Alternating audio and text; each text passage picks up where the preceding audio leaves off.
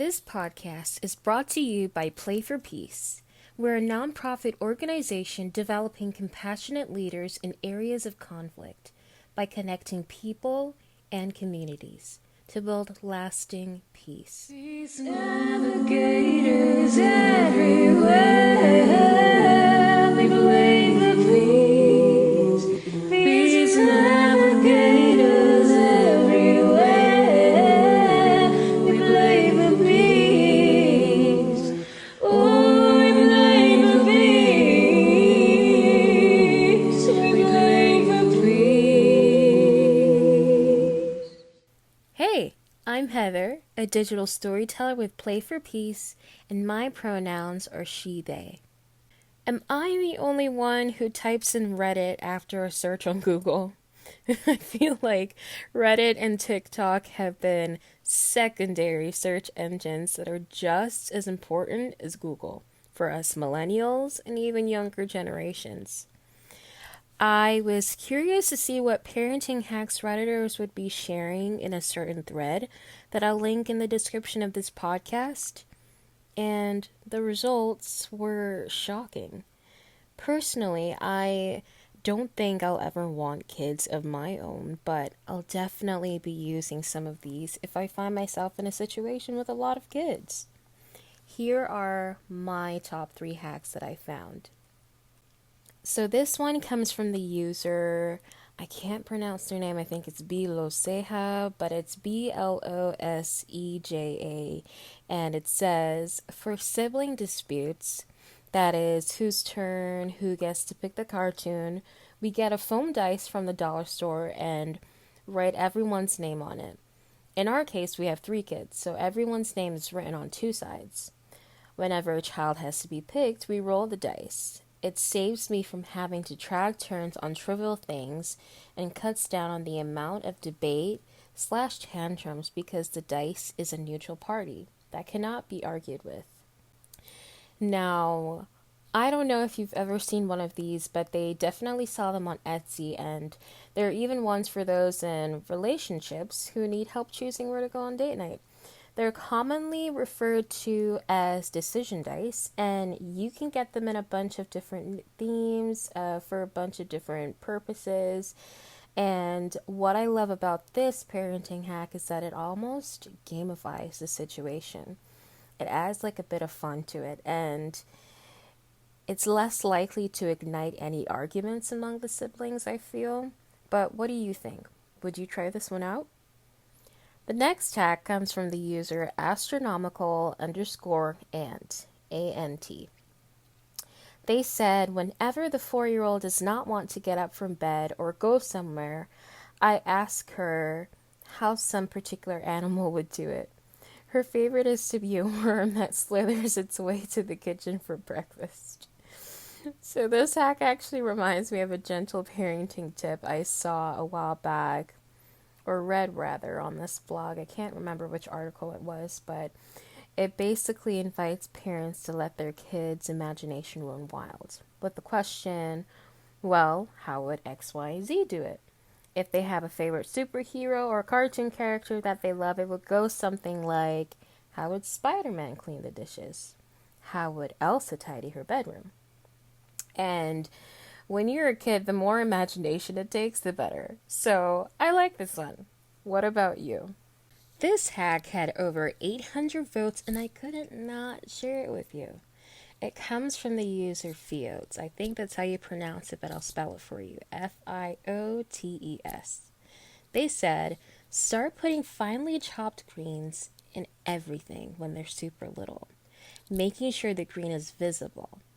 Kiddo is so used to seeing it in his food that he doesn't think twice about it. Although he's otherwise rather a pain about food, sigh, lol, he'll happily eat beans and greens for dinner, soups with greens, or a regular salad. He once freaked out seeing me put a handful of spinach in the blender with our fruit smoothie. And when I laughed and told him, you've had this in every smoothie you've ever had, he was kind of relieved and just ate it. We made lots of mistakes. This one worked super well. And I can see why. This is something that I personally wish I experienced as a kid, because now especially as I'm older, I am a little pickier when it comes to food, especially veggies. Very picky when it comes to textures and taste, and I feel like the younger they are, it's just easier to expose them to different textures, different veggies, and just putting in everything so it doesn't feel like it's this, separate food group that I have to really think about putting in my mouth today. So I love that hack. Okay.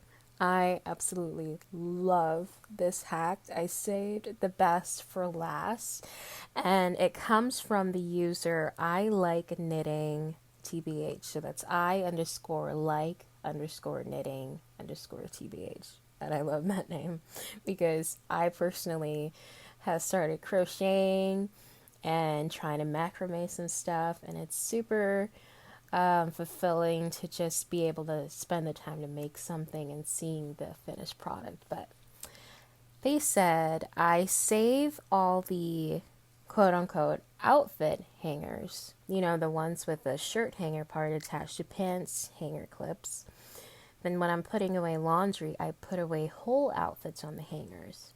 It's a little slower than just folding and putting away, but it's a huge time saver in the morning when I or my kids can just grab an outfit out of the closet and go. Also, I keep a tote on the floor of the closet and throw clothes that are outgrown or out of season in it. Then just put a lid on it and keep it in storage for the next kid. Now, I personally think this would be even better if you get the kid to pick out the outfits themselves.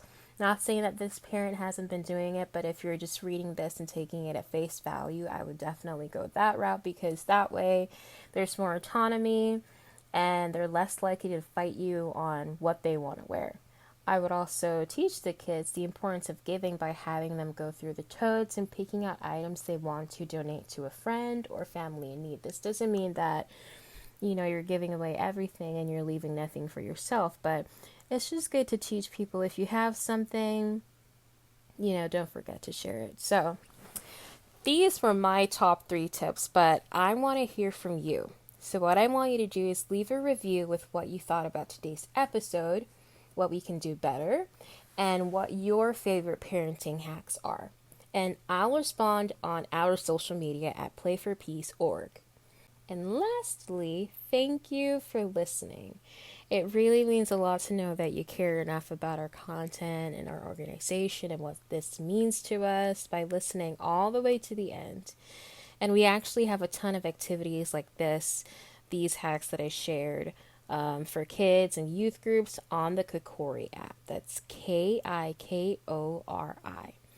We actually have around 200, and you get 10% off of experiential SEL activities on this app as well, using the code PLAYFORPEACE10.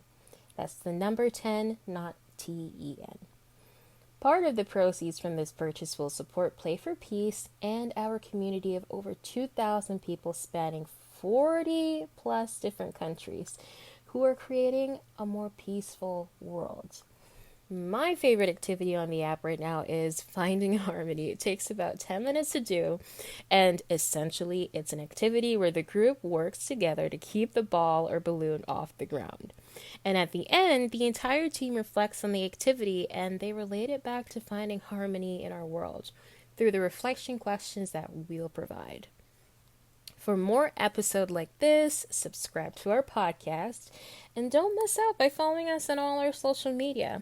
We're on Instagram, Facebook, LinkedIn, Twitter, and TikTok at playforpeace.org. Navigators everywhere.